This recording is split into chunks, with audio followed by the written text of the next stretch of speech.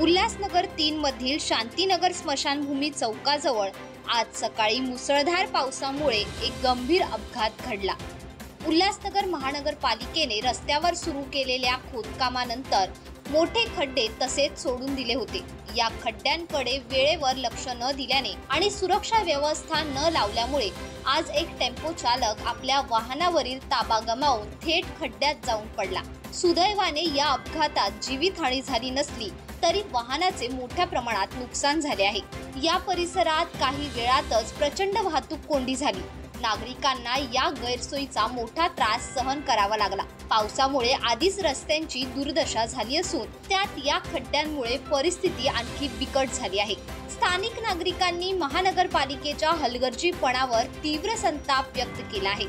महानगरपालिकेचा केवळ खोदकाम करून त्यांची जबाबदारी संपली असा त्यांचा गैरसमज आहे का, असा सवाल अनेकांनी उपस्थित केला आहे।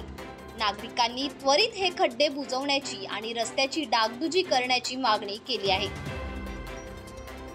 प्रतिनिधी Krishna Mahale, Maharashtra crime spot news, Ulhasnagar.